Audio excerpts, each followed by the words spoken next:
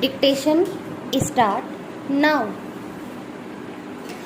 Mr. Vice Chairman, sir, I rise to support this very simple piece of legislation whereby it is proposed that the Electricity Supply Act should be amended so that power schemes up to rupees 5 crores need not be referred to the Central Electricity Authority for their concurrence.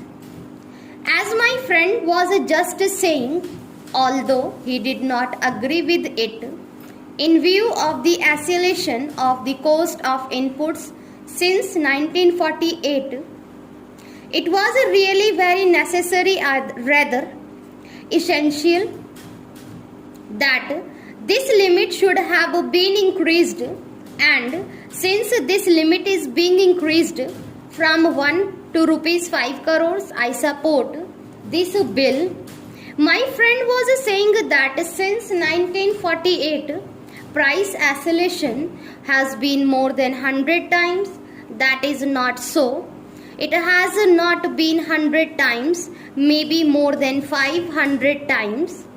But what I am saying is that it is rather just and right this selection should be amended and schemes up to rupees 5 crores need not be referred to the Central Electricity Authority for concurrence, because that authority also takes a lot of time in examining these schemes.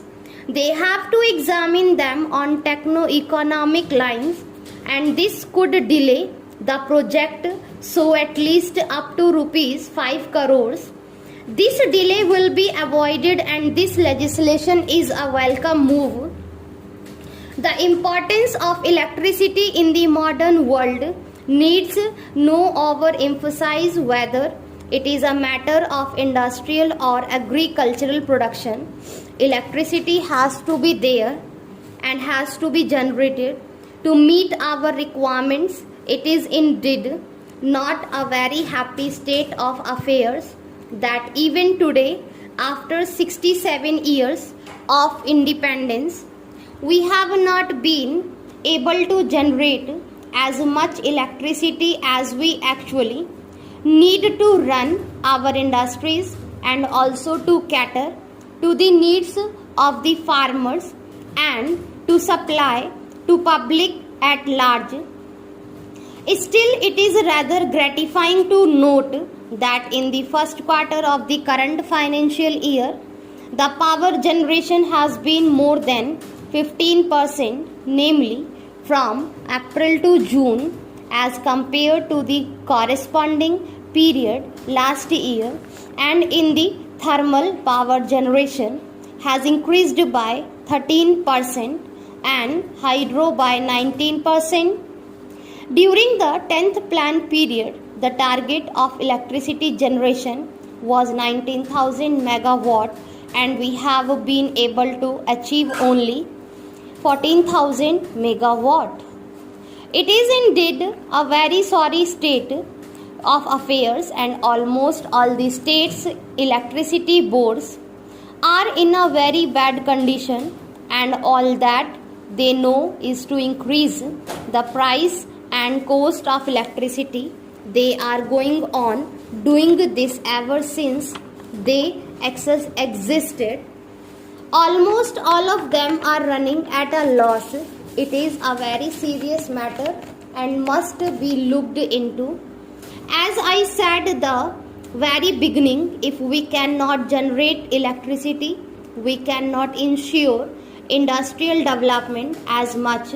We want it to be almost 20,000 industries or more than 20,000 industries have suffered just because of short supply of electricity. Very important industries like coal, steel, cement, fertilizers have all suffered in the past, and they are still suffering to the extent that we are not able to provide electricity through them. So our government must look into the working and the functioning of these electricity boards which are no doubt proving a sort of white elephant for our country and our states. As regards the ills of these state electricity boards, their sickness is due mainly to four major causes. Number one is non-utilization of capacity. None of these boards which are running at loss is able to generate electricity to the installed capacity. Capacity utilization is much less, and this utilization should also be increased. Number of two is a delay in the implementation of projects. The delay is due to so many factors. Sometimes they do not get turbines from, and others because of non-availability. Delay may also be because of the delay at the level of the Central Electricity Authority, which is now going to be curbed by this legislation to some extent. Number three is poor financial management. Really, their financial management is very bad and it must be looked into seriously. The fourth reason is that on public institutions are there heavy errors. This is the case with all these state electricity boards. I know that in the case of the UP State Electricity Board, as much as rupees 25 crore is outstanding against the Jal Nigam there, and like that against so many autonomous bodies, organization, corporations, and even the government of India may have to pay something. Sir, the situation is that shortage of electricity is supposed to be 8%, while transmission losses are to the tune of 21%. Pilferage is supposed to be of the order of 30%.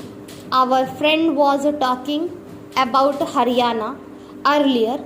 In Haryana alone, 20 lakh units are being pilfered in this field.